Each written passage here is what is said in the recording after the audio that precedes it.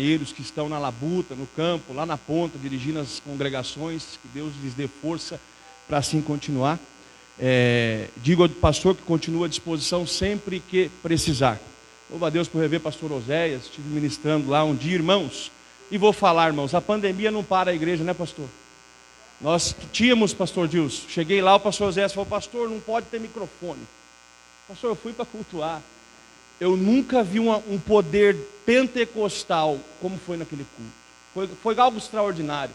Eu pregava, eu acho que o pastor Oséias lembrava, um obreiro dele entregava no mistério aqui, eu entregava tudo na pregação aqui, não foi, pastor Oséias?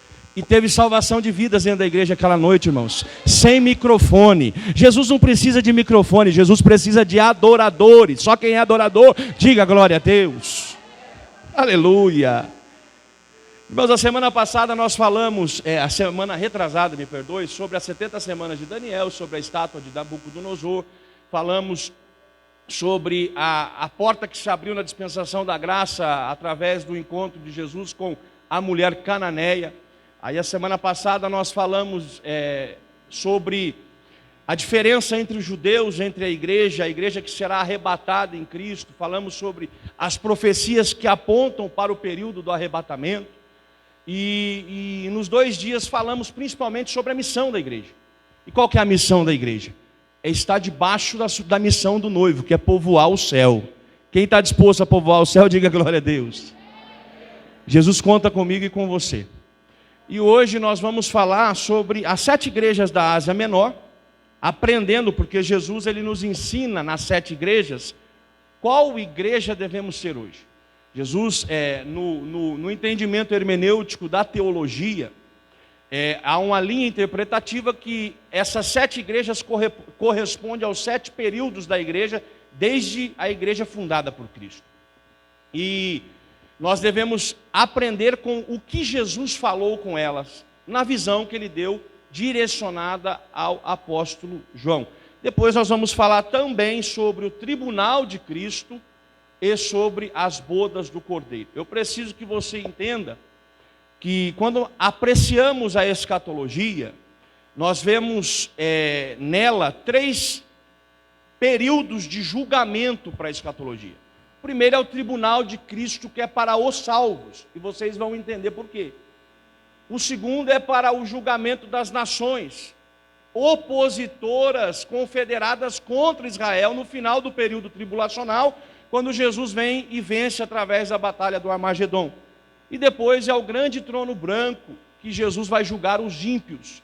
Por que eu estou fazendo essa separação para os irmãos? Porque nessa feita desses 3 encontros que tivemos, estamos tendo o último hoje, nós estamos direcionando o ensino escatológico mais para as profecias voltadas para a igreja, a noiva do Cordeiro. E há uma diferença entre as profecias para a igreja e as profecias para o Israel. Para quem quiser acompanhar todo o ciclo, irmãos, está disponível no canal Pastor Eduardo Cassiava Oficial, as 2 ministrações que já fizemos. Irmãos, quando olhamos o que João nos diz aqui, precisamos nos atentar para o que João estava vivendo. Porque Deus deu a João a visão do Apocalipse. Nessa feita, quem estava como imperador era Tito Flávio Domiciano. E ele era um imperador tirano, um imperador ruim, um imperador inimigo do povo de Deus. E ele mandou um edito que era para pegar quem adorasse ao Deus dos hebreus e punir, e judiar, e colocar debaixo de um jugo de sofrimento. Só que o detalhe é que ele não tinha consciência que esse João, o discípulo amado, ele já tinha deitado a cabeça nos peitos de Jesus. Esse João, ele participou do ministério de Jesus praticamente 100%. Quando falamos quem são os discípulos, quem são os apóstolos, quem pode me falar 3 nomes em nome de Jesus? Qual que é? Pedro e João.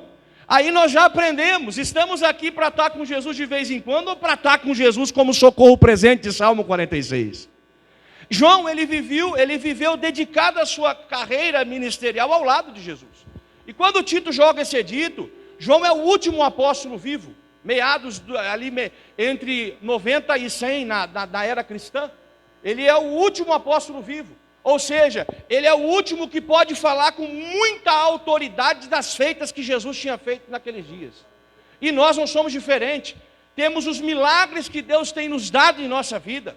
E temos não apenas como benefício, mas para ter como prova viva que Jesus opera no meio da igreja, que Ele produz milagres, que Ele salva e leva para morar no céu. Aí João, ele não se curva pelo edito de Tito Flávio Domiciano, imperador tirano. Se trouxermos a palavra para os nossos dias, entenda, eu não estou te motivando a se rebelar contra decreto. Eu só quero te motivar a continuar a ser igreja.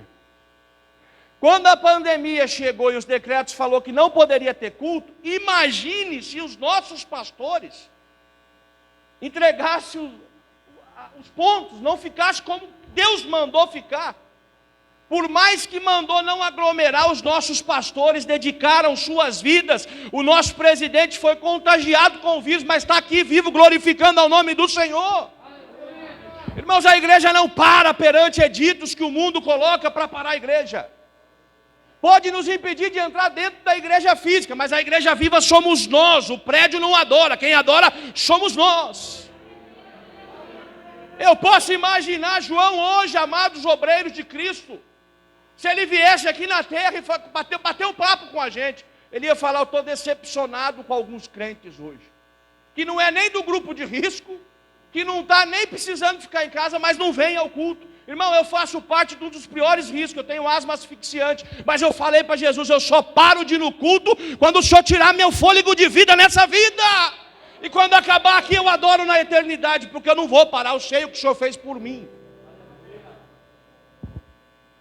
Tito Flávio Domiciano, há uma trama que pega João, arruma as testemunhas. Isso aqui é parafraseando o período histórico. Nos livros históricos isso é contado como fato real, irmãos. Ele pega João e coloca dentro de um tacho de azeite fervendo. Por isso cantamos a mirra ardente. Quem lembra deste louvor, diga glória a Deus. O detalhe é que Tito não sabia que Jesus tinha tido uma amizade pessoal com João. Tito talvez não sabia que Jesus apareceu ressurreto, dizendo: ó, eu estou aqui, quer tocar a ferida, toca. Ele foi visto por 500, ele comeu com seus discípulos. Tito não tinha essa consciência, mas João tinha tudo isso arquivado em sua memória. E o que aprendemos? Lembre do que Jesus já fez pela tua trajetória nessa terra. E quando Tito joga João dentro do tacho, ele só esqueceu de uma coisa: que João amava ler a lei e os proféticos. Quando entrava no culto sinagogal, um lado do altar era para ficar os livros proféticos, o outro, o livro da lei. Aí lá em Lucas, quando Jesus entra no capítulo 4 e pega o livro, ele cita Isaías, e aí ele senta, porque o modelo era sentado para respeitar e falar. Aí, ali era o modelo do culto sinagogal. Então João, no culto sinagogal, ele ouviu as profecias e as histórias de 3 meninos jogados dentro de uma fornalha ardente em fogo. E ele, na hora que eu posso imaginar os soldados pegando ele para jogar no azeite, ele está pensando assim: vocês não sabem de nada. Eu já vi essa história, ela só vai se repetir, porque o 4º homem de lá será o 2º homem daqui. Ele é o 2º homem na nossa trajetória. Ele é o 2º, o 4º, irmão, ele é o 6º, o 7º na minha família, porque é uma tribo praticamente, mas ele é o 7º homem da minha casa. Ele não deixa a presença dele faltar na minha casa, e nem na sua casa. Quando acontece isso, eu posso imaginar Tito coçando o olho. Rapaz, esse negócio estava pegando em fogo, estava borbulhando. Achei que ia ter torresmo hoje. Aí João sai pingando azeite e o azeite está frio, porque a unção de João é mais quente do que a do azeite. Aprenda, o chamado, a unção, o Deus da nossa vida, Ele é fogo consumidor, Ele é mais poderoso do que tenta nos afligir. Tito joga ele na ilha chamada Pátimos. Você conhece a história. A ilha chamada Pátimos naqueles dias, é tido como assim, vamos trazer para as décadas passadas, para o Carandiru. Para os dias de hoje, presidente Venceslau, segurança máxima, presídio federal, fim de carreira para o camarada. Só que lá tinha as minas escravas e as pestes que picavam e matavam. As cadeias de hoje têm até me permita aqui a colocação, os carcereiros têm até uma obrigação de proteger o preso, mas lá na ilha de Patmos não, ele estava vulnerável aos olhos do homem, mas estava guardado debaixo das asas do Onipotente. O que acontece? Por que Tito jogou ele lá? Porque queria calar a pregação dele, queria calar a liderança dele. Irmãos, esteja onde estiver, ninguém vai parar o chamado de Deus nas vossas vidas. Esteja como estiver, ninguém vai parar a igreja de Itapetininga de crescer, pastor. Nós vamos crescer, prosperar, porque tem um chamado de Deus nessa igreja. Joga um João lá, e aí eu posso imaginar João falando assim: agora jogou eu aqui, fica tranquilo que agora eu vou entrar no que eu sei fazer demais na minha vida, que é entrar em particular com Deus. O que João faz? Busca a Deus, e está sensível ao que Deus tem para ele. Quando acharam que calaram João, Deus desce, pega João num arrebatamento, puf, e leva ele na visão espiritual do que será o futuro. Sabe o que Deus está falando para mim e para você como igreja? As aflições não vão te parar, vão fazer Deus te dar novas visões. Renovados como águia, e voarão e não se cansarão, caminharão e não se fatigarão, porque Ele tem um chamado. E quando Deus pega João, há duas palavras aqui que eu quero compartilhar com vocês. Primeiro, é João capítulo 1 e verso de número 10. E fui arrebatado. Primeiro Deus arrebata João na visão, para ver os períodos da igreja na dispensação da graça. A responsabilidade que temos na dispensação da graça. Que é pregar, que é ser luz, que é ser sal. E aprenda, irmãos. Eu ouvi uma besteira esses dias. Que o sal tem que ser bem equilibrado. Aplicando para a carne de sal do Nordeste tem que ser bastante, não é, pastor? Aí o que dessalga a carne para dar gosto na vida do crente? A graça, o amor e a misericórdia. Mas a doutrina é salgada, porque nós queremos nos santificar para ver a face do nosso noivo. Então João, ele agora está tendo a visão do que vai ser, e Deus fala para ele assim, ó: o que vês? Aí ele fala: eu vejo 7 castiçais de ouro. Os 7 castiçais aqui tipificam as 7 igrejas da Ásia Menor. Eram apenas 7 igrejas, pastor Eduardo? Não. Se você estudar, aproximadamente entre 18 igrejas. Porém, as 7 aqui que Deus faz menção no nome delas, elas são igrejas instituídas nas províncias greco-romanas. O que Deus ensina? Irmão, nós não fomos levantados para ficar numa redoma, numa caixinha de cristal. Nós fomos levantados para ganhar almas e império satânico lá fora, tirar das garras de Satanás e trazer para as maravilhosas luzes de Jesus. Essa é a nossa responsabilidade. Se não fosse um ousado homem de Deus, eu estaria até hoje no mundo, talvez até morto. Mas por um homem de Deus, pela minha mãe, pelo meu padrasto, pela minha esposa, hoje eu estou na presença de Jesus, porque eles não desistiram de mim.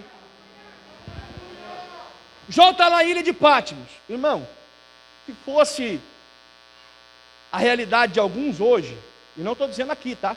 Estou dizendo de amigos que contam depoimentos, que alguns pastores realmente pararam de fazer culto em algumas igrejas. Posso imaginar que esses pastores, se estivessem vivendo a realidade de João, falariam assim, ó: onde estão as minas? Eu quero só trabalhar. Vou esperar a minha morte. Não, você não foi levantado para esperar a morte. Você foi levantado para levar a vida. Porque Jesus é o caminho, a verdade e a vida. Quando João tem essa igreja, essa visão, quer dizer, ele vê 7 castiçais, depois ele vê um ser, que é o Filho do Homem, em pé, no meio dos castiçais. Lembra que eu disse que nós somos luz do mundo e sal da terra? Quem lembra, diga glória a Deus. O castiçal lá no tabernáculo, ele não podia apagar a chama.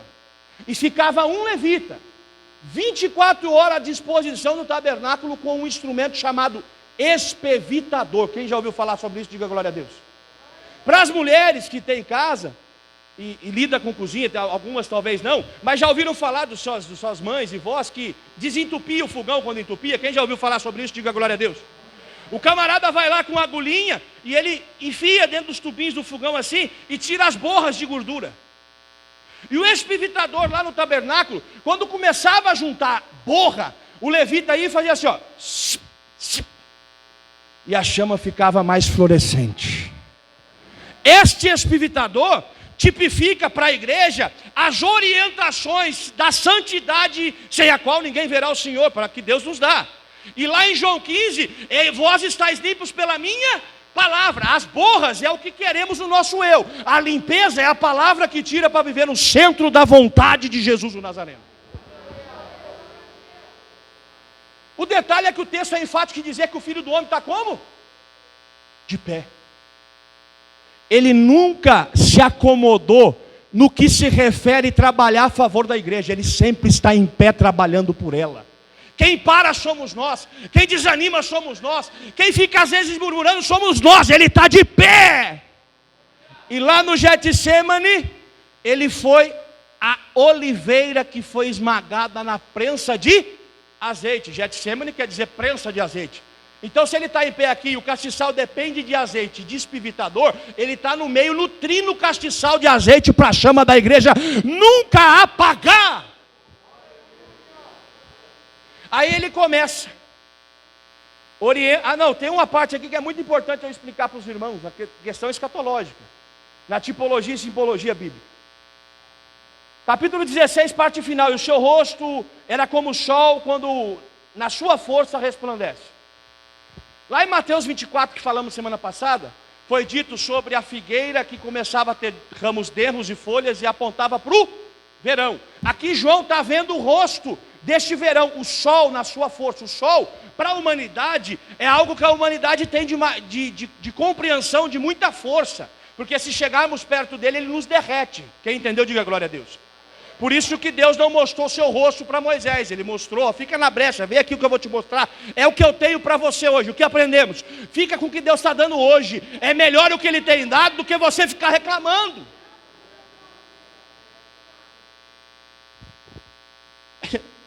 A igreja aqui, Josué Brandão, Napoleão Falcão, os eruditos dos nossos dias, pais da teologia, eles fazem uma comparação, até Spurgeon faz, com a lua. A lua é a igreja que depende do brilho do sol para ela ter luz. Por isso ele está em pé no meio dela, dando nutrição de azeite para não apagar. Porém, quando olhamos para a lua, no período das 7 igrejas, porque a igreja, ela cresceu, depois ela quase mirrou, porque o homem começou a apostatar. Aí depois Deus começou a levantar homens como Martinho Lutero e outros remanescentes, para quê? Para fazer a chama voltar a ficar acesa. Então a igreja sendo a lua, quais são as 4 estações da lua? Lua cheia, onde? No Atos 2, foi cheia do poder, repleta de azeite. Lua nova, o que é? Quando Roma começou a mandar dentro da igreja. Aprenda, os decretos do homem nunca vai mandar na igreja que realmente é de Jesus como a nossa é. Nós não nos curvamos em decreto de homem desse século, porque o nosso Deus é eterno e o decreto dele é a palavra. Qual que é a outra fase da lua? Minguando, quando? Quando a Inquisição começou. Aí entra o período medieval de 11 séculos aproximadamente de trevas. Por que trevas? Porque o crente não tinha isso aqui, irmãos, que é a vida da igreja, que é a palavra, que é o verbo que se fez carne e habitou entre nós. As missas eram rezadas em latim com os patres de costas, irmãos. Eu não sabia o que ele estava dizendo, pastor. Só que o que ele disse? Aprendei de mim, que sou manso e humilde. Ele é humilde. Aprender dele é vir para a palavra. Onde ele foi humilde? Em Filipenses, descendo da glória para vir salvar a humanidade. Então nós devemos, irmãos, entender que o que depende do estágio de nós que somos igreja viva é a nossa postura perante o chamado de Deus na nossa vida. Ele nos chama, como falou para Josué, põe-te em pé e passa esse, quem sabe, passa esse Jordão. Aqui nessa caminhada, o que é o Jordão? O Jordão é a nossa trajetória de peregrinos e forasteiros. Na outra margem o que está? A Canaã. Na tipologia, a Canaã aponta para a Nova Jerusalém Celestial. Marcha, não para. Ele vai te fazer chegar na outra margem. Chegando lá, a lua agora, quase me engano, ela volta no estágio de lua crescente. Os pais que expõem essa comparação dizem que a lua começou a crescer em Martinho Lutero, quando ele, sensível às escrituras, ele começa a falar assim, não, mas aqui, isso que eles estão fazendo está errado. Então, irmão, você tem que ficar com a palavra.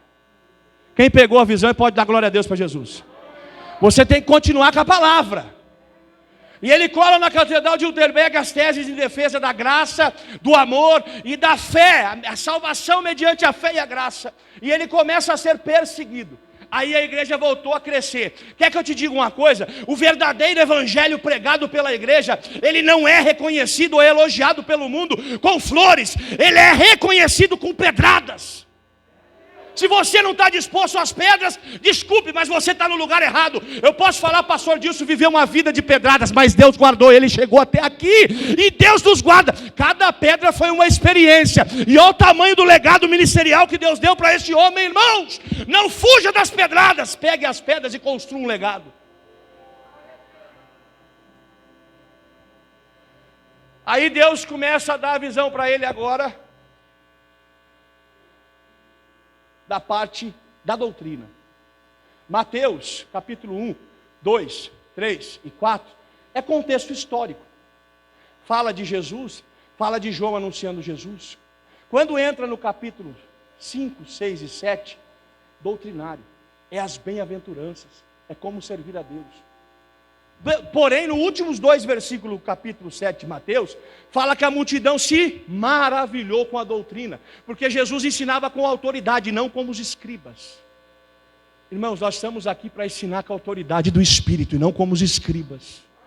Os escribas tipificam as heresias do mundo. Nós não nos influenciamos por vento de vãs doutrina. Nós somos a palavra viva anunciada na nossa vida, com um testemunho que reluz a luz do castiçal. E ele fala assim, ó, primeira carta, capítulo 2, verso 1 de Apocalipse.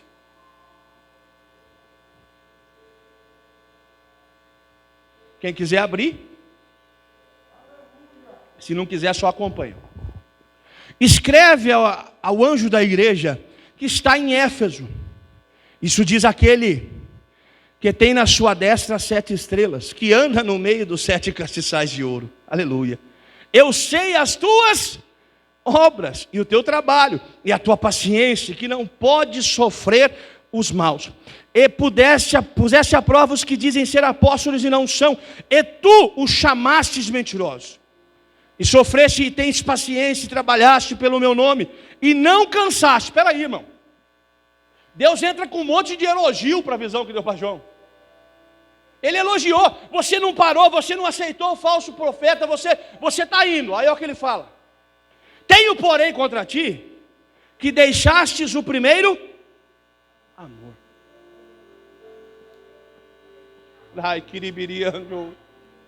A igreja que não ama, irmãos, ela não entra no céu. Nós vivemos dias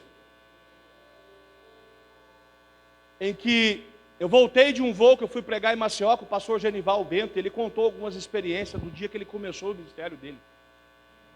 Ele foi humilhado, pastor.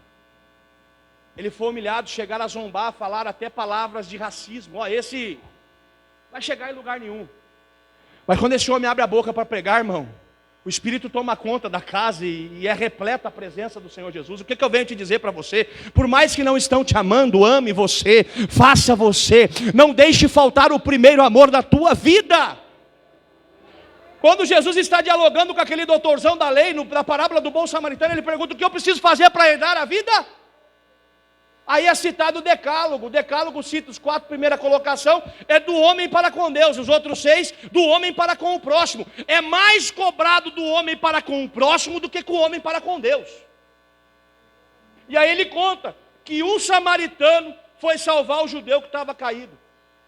E aprenda, aquela passagem nos diz que aquilo ali foi a maior prova de amor, porque o samaritano ele tinha uma cultura de ser inimigos, ser afastados, não se davam. E aí o samaritano desce da sua cavalgadura. O samaritano aqui é Jesus vindo lá do céu para salvar a igreja. E ele traz consigo azeite e vinho. O azeite e o vinho é usado como utensílios de cura e de analgizar as dores. O que ele está falando? A sua dor agora é minha. Eu vou te dar azeite e vinho. Meu vinho é o meu sangue que te dá a vida. Isso é a maior prova de amor. Só que aqui em Éfeso, Ele não está dizendo de um amor relacionado do homem para com Deus, porque o homem nunca será capaz de amar como Deus ama. Esquece. O homem é limitado na herança do Éden. Porque o amor ágape, só Jesus e Deus conseguiu exercer 100% do amor incondicional. O amor ágape, ele é vertical, porém ele desce igual rasgou o véu do templo, é de cima para... E nós tentamos dar o nosso melhor em gratidão de baixo para cima, mas é muito mais forte de cima para baixo. O que Deus está falando aqui é um amor horizontal. É quando você senta aqui e o irmão te maltrata, te aflige, você suporta por amor à palavra, por amor a Deus. Nós precisamos amar mais, nós precisamos sentir falta, irmãos, daquele desejo de ir atrás da alma que não está vindo no culto. Precisamos começar dentro da nossa própria casa, superar os traumas, superar as dores, porque Deus pediu para João, fala para Éfeso amar mais, voltar ao primeiro amor. Qual é o primeiro amor?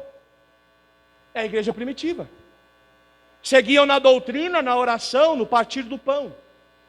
Os que tinham muito vendia tudo para favorecer quem não tinha nada. E às vezes nós nos apegamos em um pouquinho que temos e achamos que somos melhor. O único bom aqui ainda é Deus, é Jesus que foi para a cruz. Nós somos imerecedores do favor imerecido. Lembra-te, pois, de onde caístes e arrepende-te. E pratica as primeiras obras. Quando não, brevemente a ti virei, e tirarei do seu lugar o castiçal, se não te arrependeres. Irmãos, a palavra relacionada a amar o próximo, ele diz que tira o castiçal. Isso é duro.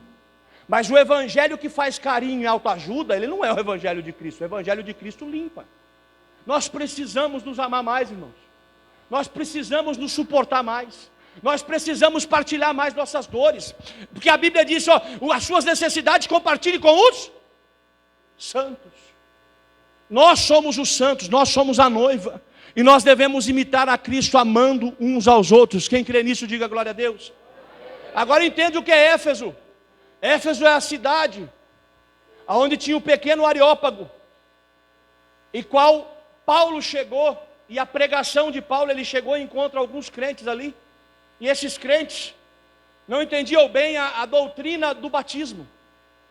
E Paulo não só batiza eles, mas também, através da oração, cai o Espírito Santo.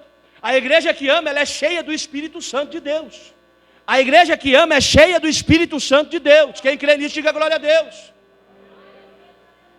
E aí Paulo, ele começa a pregar, e ele vai pregar, e não tem lugar para ele pregar. Os historiadores dizem que ele aluga a escola de Tirano.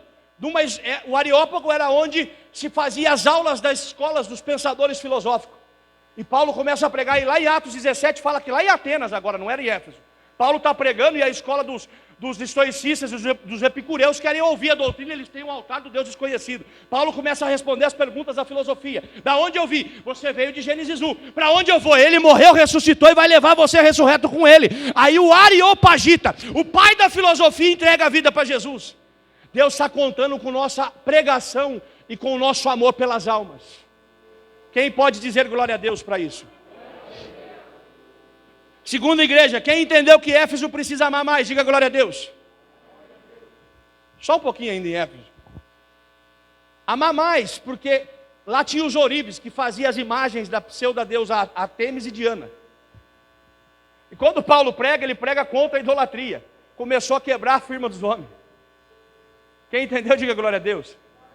O evangelho para Paulo não foi reconhecido com flores, foi reconhecido com pedradas, porque queriam linchar Paulo, e ele tem que sair dali. Irmão, quando você tiver muito amigo dos homens deste século, cuidado. Você tem que ser amigo da doutrina, da palavra, dos seus líderes, e os deste século tem que falar assim, ou eu mudo ou eu não suporto. Não deixe de amar, não deixe de pregar, mas não se corrompa pelas falsas doutrinas pregadas por aí. O sal está te conservando. Quando você ouvir falar assim, o meu pastor é conservador, ora, faz culto de ensino, louve a Deus, porque o sal está conservando você para entrar no céu. O sal conserva, a palavra dá gosto e te põe dentro do céu. Então a igreja que vai ser salva por Cristo, ela ama e está disposta a passar por perigos de linchamento e apedrejamento. Quem fala para Jesus, eis-me aqui, diga glória a Deus. Quem está disposto a passar o que for pelo Evangelho, diga glória a Deus. A igreja de Esmirna, essa igreja aqui, ao entendimento hermenêutico da teologia, ela é a igreja salva junto com Filadélfia. Você vai entender por quê. As outras têm elogio, mas tem correção. Esmirna e Filadélfia tem porta aberta e tem muito milagre de Deus.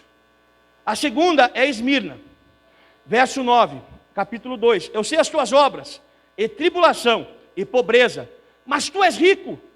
E blasfema dos que se dizem judeus e não são, mas são da sinagoga de Satanás.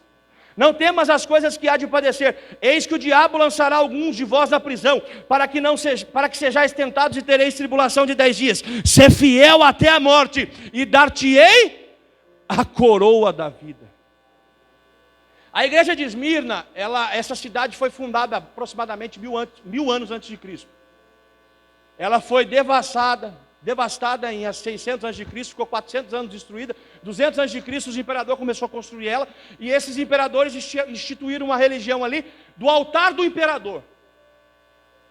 E aí Policarpo, que era o discípulo de João, está pregando, a igreja está crescendo.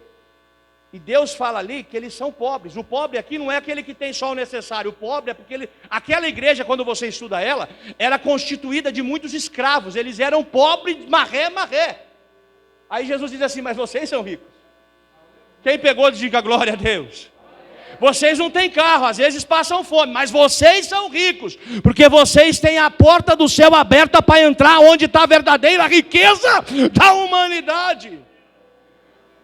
Ai, kiribirianjo. Quando ele fala assim, ó, e os da sinagoga de Satanás, é porque tinha um altar de Zeus lá. E os greco-romanos adoravam a Zeus, e a igreja dos escravos crescendo. Aí pega um Policarpo e fala assim, ó, para de pregar esse Jesus. Eu posso imaginar Policarpo repetindo as palavras de Pedro. É melhor ouvir a voz de Deus do que a dos homens, no meio dos judeus. E a autoridade de Pedro, eles ficaram assim, da onde veio essas palavras? Irmão, Deus está te dando autoridade do céu na terra para pregar a palavra. Ai, kiribirianjo. Eu posso imaginar Policarpo, irmãos, os textos são... É um negócio duro, mas me inspira. E se precisar, eu estou disposto a passar por isso. Policarpo, eu vou te matar. Eu vou te jogar na fogueira.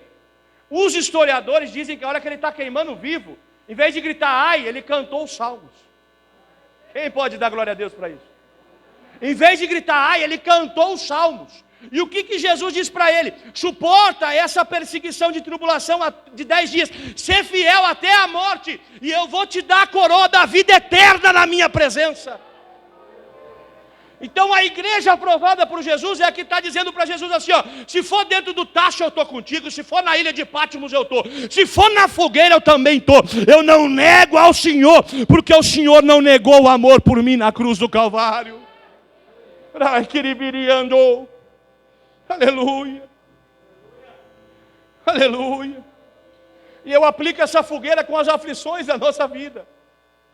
Tem coisas que a gente passa que, se fosse o velho homem, pastor, a gente não passaria. Só que cada lágrima que derramamos é a fogueira, e as lágrimas são os salmos sendo cantados. Em gratidão a Deus pelas pedradas que nos dão. Suporte as pedradas, porque o fogo da glória de Deus na eternidade vale muito mais a pena do que a aflição da tua lágrima hoje. Terceira igreja, a igreja de Pérgamo. Verso 13 do capítulo 2, eu sei as tuas obras, o que Jesus está dizendo para todas as igrejas, eu sei as tuas obras, eu sei quem vocês são. Então para os remanescentes ele está dizendo assim, ó, eu sei o que vocês têm feito a favor do meu nome, fica tranquilo porque eu cuido de vocês. Aí verso 14, mas umas poucas coisas tenho contra ti, porque tem lá uns que seguem a doutrina de Balaão, o qual ensinava Balaque a lançar tropeços diante dos filhos de Israel, para que comessem dos sacrifícios da idolatria e se prostituíssem. Assim também os que seguem a doutrina dos nicolaítas, eu o aborreço. Irmãos, a igreja de Cristo pode ser próspera e Ele quer prosperidade para ela. Quem crê, diga glória a Deus. Só que a promessa disso está em buscar primeiro o reino a justiça, e tudo ele acrescenta. Está aí também relacionado aos talentos. Se ele te dá um talento, prospera porque ele faz prosperar. Balaão, aquele que se levanta contra Israel e está sendo corrompido por dinheiro. Aí Deus diz que aonde está o verdadeiro tesouro, a traça e a ferrugem não corrói, porque a alma, ela vale mais do que todo o dinheiro neste mundo.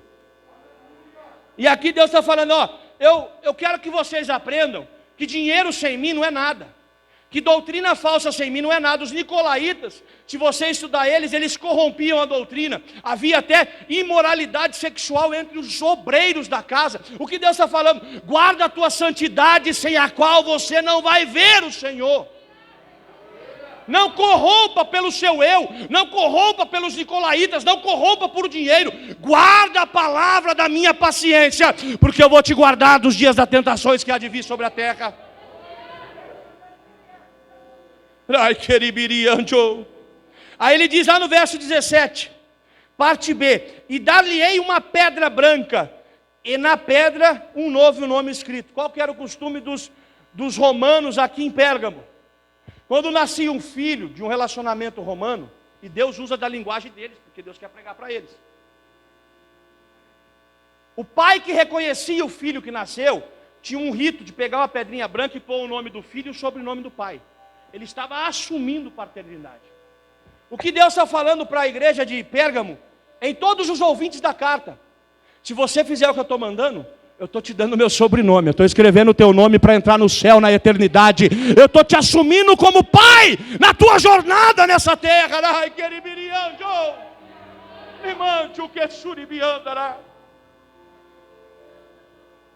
Quem quer ter o nome escrito no livro da vida e já tem, diga glória a Deus. E a quarta igreja de Tiatira, verso 19: eu conheço as tuas, diga comigo, eu conheço as tuas.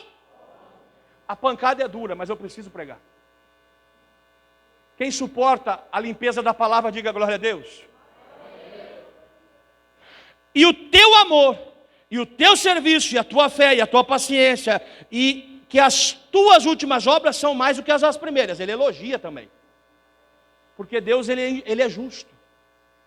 Aí ele vem no verso 20: mas tenho contra ti que toleras a doutrina de Jezabel, mulher que se diz profeta, ensina e engana os meus servos, para que se prostituam e coma dos sacrifícios idólatras. Você pode perguntar para qualquer pregador teólogo de responsabilidade e compromisso com palavra. Ele vai dizer para você que essa palavra Jezabel, tolerada dentro da igreja de Tiatira, ela aponta para todo tipo de sensualidade física e espiritual. Todo tipo de sensualidade física e espiritual. Então, quando eu apareço mais que Deus no culto, eu estou enquadrado em Jezabel, porque Jezabel queria aparecer mais que os profetas de Deus na terra. Aí o que Deus faz com Jezabel? Porque eles criam que os deuses deles eram o Deus da fertilidade e da chuva. Deus levanta um, doidinho da cabeça, assim como eu, assim como nós, chamado Elias. Ele chega para Jezabel e Acabe e fala assim, ó: ei, se eu não falar, não chove aqui mais. Essa é a voz profética da geração que vivemos. Se eu não falar, nada acontece, porque eu temo ao Deus e prego a verdade. O que Deus está usando Elias para fazer? Colocar tudo no seu devido lugar. Deus está fazendo e vai fazer comigo e com você, só quem obedece. Escute aqui, ó. Olha o que Deus fez. Eu vou mostrar para Elias, para honrar ele, vou mostrar para Acabe e Jezabel que os meus profetas são maiores do que os pseudos deuses deles. Eu não preciso descer, eu mando eles falar e acabou. Deus está te dando autoridade para falar e Ele vai cumprir o que tem falado da tua boca. Deus está te levantando como uma voz profética dessa geração para colocar as coisas de Deus na vida de quem está sem Deus.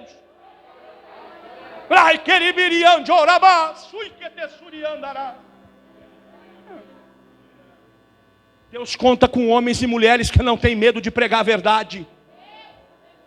Deus não está preocupado com performance de boa canção, de boa eloquência para pregar a palavra. Deus está preocupado e procurando verdadeiros que vivem o que prega e vivem o que louva.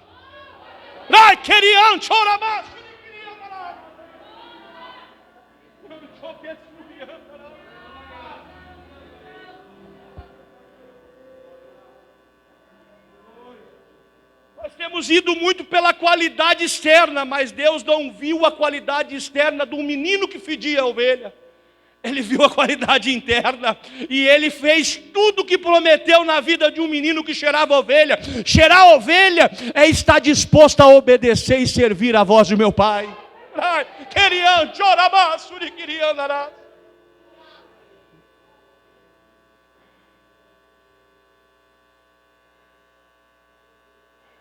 Eu vou falar, pastor, porque minha esposa pregou esses dias, ela deu esse testemunho, eu sei que ela não vai ficar brava. E ela contou lá na igreja. A minha esposa falou que por vezes eu ia falar com ela, amor, não é assim. Cuidado com isso aí pode causar escândalo. E ela brigava comigo. Eu sou do meu jeito. E Deus botou ela na moenha. Ela falou pregando, não foi, amor? E Deus mudou ela. Quando Deus mudou ela, as portas da nossa vida fez assim. E Deus está mandando conscientizar obreiros, membros, que se o pastor está falando, se a palavra está falando, negue a você mesmo, porque o primeiro convite de Jesus é atrativo: vinde a mim todo mundo que está cansado, sobrecarregado, e eu. O segundo é o encontro na cruz, ele deixa de ser só atrativo e passa a ser condicional. Quer vir após mim? Negue a si mesmo, tome tua cruz e siga-me. Então não sigo do jeito que eu quero, porque ele ainda manda na casa. Eu sigo do jeito que ele quer. Então todo tipo de sensualidade, irmãos, pasme, isso me assusta. Tem irmãos crentes, mal doutrinados nos altares, no Brasil todo. Falo porque eu vivi isso, pastor. Graças a Deus aqui tem culto de ensino, mas em muito lugar não está tendo culto de ensino. E é no ensino que ensina essas coisas. Crente querendo ir para Aparecida do Norte. Crente perguntando o meu signo, irmão. Eu falei para ele: não ter o signo, eu tenho um nome escrito no livro da vida. O meu signo não existe, mas o meu nome é no livro da vida e estou cheio do Espírito de Deus. Irmãos, precisamos pregar contra a sensualidade espiritual e física na terra. Porque tem gente que está mal ensinada. E quando você chega dentro da tua casa, irmãos, e vou falar, os meus sogros queriam ir para Aparecida do Norte. Eu fiquei doido da cabeça. Eu falei: viu, onde já se viu? Meu sogro para Aparecida do Norte, sou pastor. Quer quebrar minhas pernas? Minha esposa falou para ele: está doida, mãe? Não vai não, você vai envergonhar nós. O seu filho é pastor, o seu genro é pastor. Aí ela não foi. Precisou doutrinar. E ela achou que era normal ir passear lá. Falei para ela: por que a senhora não vai passear numa igreja mais vezes na semana? Visita mais no culto, para de dormir muito. Quem pode dar glória a Deus, diga glória a Deus. Capítulo 3, igreja de Sardes.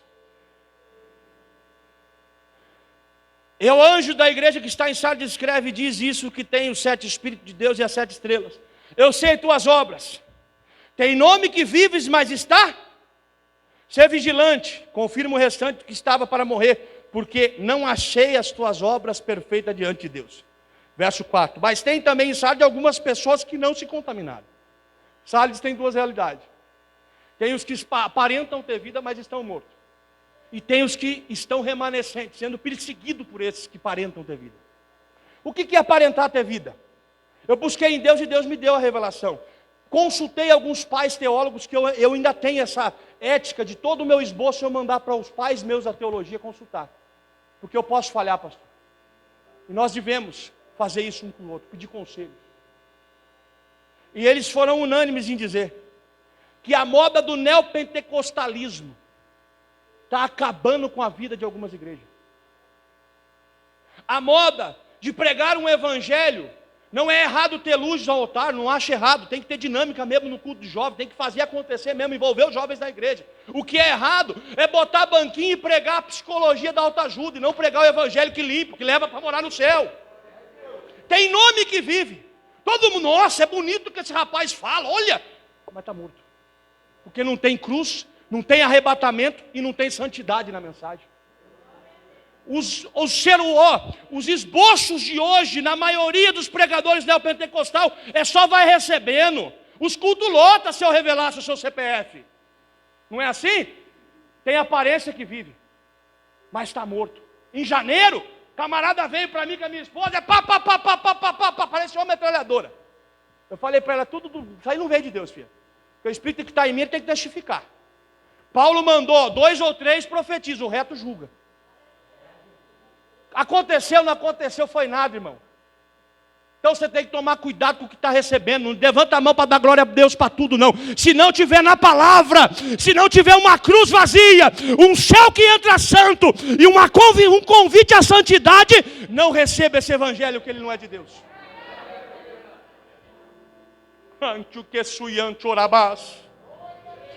Nome que vive, você passa, está abarrotado de gente.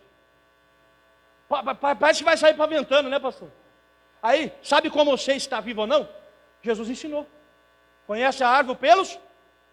Camarada sai do culto, vai beber. Sai do culto, vai adulterar. O próprio profetão, não vou nem falar, irmão. Irmão, se você começar a receber tudo o que te dão para comer, você pode ficar anêmico. Esteja disposto a comer mocotó, a comer feijoada espiritual, que é num culto como esse que nós comemos. É aqui que somos nutridos com a palavra da verdade. É aqui. E outra, irmão, eu vou dizer para você, inspirado pelo Espírito Santo, e sei que o pastor Dilson vai confirmar isso. Não sai da tua congregação para ouvir profetada de outro lugar, porque a palavra está sendo pregada na tua igreja. É ali que está a tua raiz, é ali que estão te nutrindo. Toma vergonha e fica ali. Está uma moda, vai vir ali. Deixa que vá, irmão. Seu pastor está pagando a vida por você. Honra tua liderança. Porque lá não tem vida, aqui tem vida. Porque com Deus é diferente. Salmo 92, o cedro do Líbano. 5 centímetros fora da terra. Dentro da terra já está uns 10 metros de raiz. Quem entendeu, diga glória a Deus. Aí quando começa a crescer, o libanês passa a poda. 1,5 metro ou 2. Psh. Todo mundo falou, mas demorou para crescer, passou a poda. Tem que passar, porque Jesus nunca deixa de nos exortar. Podou por quê? Porque o cedro normal cresce para cima. O do Líbano, depois que podou, cresce para cima e para o lado. É mais próspero. Quem permite a poda cresce mais, é mais abençoado, é mais próspero. A 6ª igreja, Filadélfia. Capítulo 3, verso... Eu vou para a 7ª, depois eu volto na 6ª, só para fechar de um jeito bem dinâmico com os irmãos.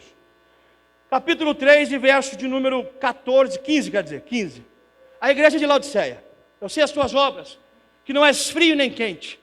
Tomara que fosse frio ou quente. Assim, porque és morno, e não é frio nem quente, vomitar-te-ei da minha boca. Como dizes, rico sou, estou enriquecido, e de nada tenho falta. E não sabes que tu és um desgraçado, miserável, pobre, cego e nu.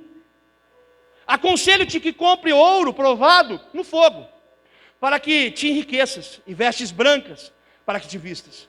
E não apareça na vergonha da tua nudez, e que unja os olhos com colírio, para que vejas. A igreja de Laodiceia, pasme, nos períodos da igreja, ela é tida, no entendimento erudito, hermenêutico, de um bom teólogo, como a igreja deste século. A igreja que prospera, a igreja que cresce, a igreja que não teve um império jogando na fogueira. E ela pode se corromper. A Laodiceia, ela é a antiga Dióspole. A cidade onde Antíoco Epifânio profanou o templo, fez várias coisas. E ele queria destruir a cidade, a sua esposa Laodice falou assim, não destrói não, dá essa cidade para mim. Ele põe o nome de Laodiceia para homenagear a sua esposa. A palavra Laodiceia quer dizer assim, julgamento no sentido dos homens. E aí o que acontece? Laodiceia não fez o que a igreja tem que fazer todos os dias. Laodiceia era rica, Laodiceia ela tinha o comércio das lãs negras, diga lãs negras. Se fosse para os dias de hoje, era aquele culto que eu entrava e eu ficava envergonhado, porque meu terno é fajutinho, né? O dos irmãos é tudo de 120 linho, lã fria, sabe? Os camaradas encostando de Mercedão, era a igreja rica. Eu já ficaria constrangido. Aí, eles tinham as melhores roupas. Laodiceia tinha o melhor centro oftalmológico dos dias dela. Laodiceia, ela tinha muito dinheiro. Só que Laodiceia não fez uma coisa que os nossos patriarcas Abraão, Isaac e Jacó fizeram, que é cavar poço. Nós vemos que Jacó, se eu não estou enganado, ele dizia, Por que Jesus usa dessa analogia para Laodiceia? Tu não és quente nem fria. Porque Laodiceia não cavou poço, porque tinha muito dinheiro. Eles canalizaram, segundo alguns historiadores, a água de Colossos e de Hierápolis. A água de Colossos, extremamente fria. Águas de montanhas, aquela água de qualidade. Aponta para o quê na Bíblia? O refrigério da alma, que é a palavra de Deus que refresca a nossa alma. Quem pode glorificar Jesus? E Laodiceia canalizou a água também de Hierápolis. Águas termais, 50 graus. Aponta para o quê? O fogo pentecostal da chama da igreja. Só que quando canalizava, saía das duas cidades, a hora que chegava em Laodiceia, perdeu temperatura quente e ganhou temperatura fria. Chegava morna. A igreja de Laodiceia, ela estava vestida do que tinha, mas ela não se submeteu ao refrigério que a palavra traz e nem à chama pentecostal que aviva a igreja. Ela não tinha palavra e não tinha poder. Não tinha palavra e não tinha poder. A água era morna. Jesus diz assim, ó: quando não tem palavra e não tem poder, eu vomito, eu tenho nojo.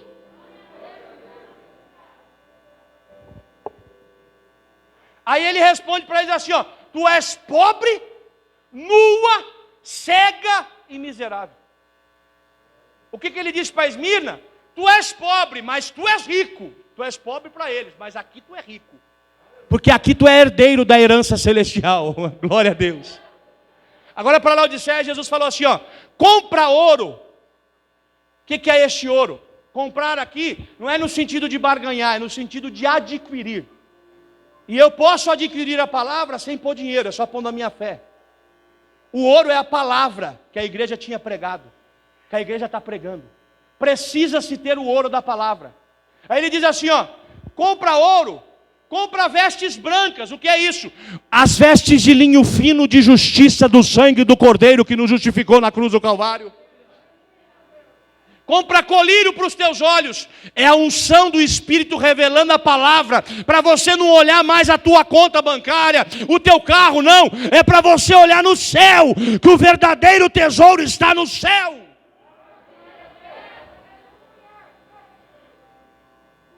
Aí ele diz assim, ó: eis que estou à porta e bato. Se alguém ouvir minha voz, abrir a porta, eu entrarei e cearei com ele. E ao que vencer, lhe concederei que assente comigo no meu trono, assim como eu venci e assentei no trono com meu Pai. Aqui, irmão, vencer está relacionado a superar todos os déficits que tinha nessa igreja. A negar o pecado, a corrupção, a cavar poço com Jesus, orando, jejuando, dedicando a vida para a igreja. E não depositando a fé na lã negra, no que era. Não, nós não temos lã negra. Nós temos o revestimento do Santo Espírito de Deus, que nos batizou, nos selou e nos dá os dons espirituais. Aí, ó, agora Filadélfia, eu encerro aqui, pastor. Não deu para falar do tribunal e das bodas, me perdoe. Sexta igreja, capítulo 3 e verso 8. Eu sei as tuas obras. Eis que diante de ti pus uma porta aberta e ninguém a pode... Tendo pouca força, guardaste a minha palavra e não negaste o meu? Eis que eu farei aos da sinagoga de Satanás, aos que se dizem judeus e não são, mas mentem. Eis que farei que venham e adorem prostrado aos teus pés e saibam que eu te amo. Como guardaste a palavra da minha paciência, também eu te guardarei da hora da tentação que há de vir sobre todo o mundo, para tentar os que habitam na terra. Eis que venho sem demora, guarda o que tem, para que ninguém tome a tua. Quem recebe, diga glória a Deus. Eu vou precisar de mais um minuto só. A condição para toda essa bênção está relacionada em guardar a palavra e não negar o nome. Só que Deus diz assim, ó: tendo pouca força. Deus não tem liberdade para atuar numa igreja forte. Deus só consegue atuar numa igreja fraca e dependente.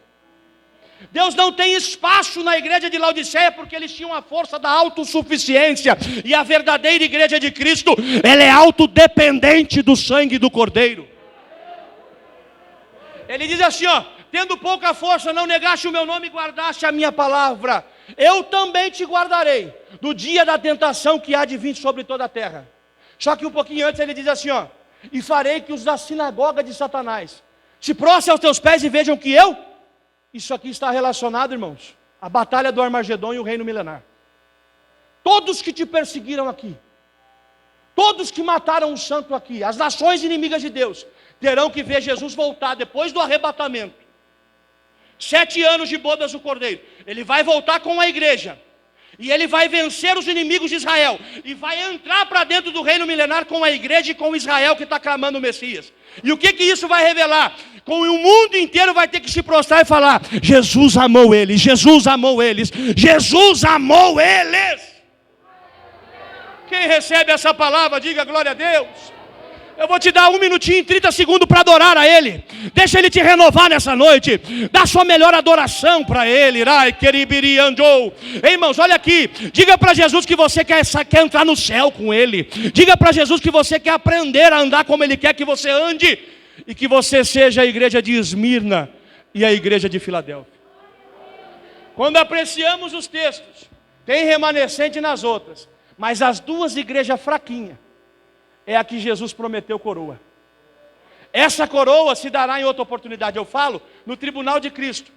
A palavra é bremar e faneros, que é tornar público e levar um pódio.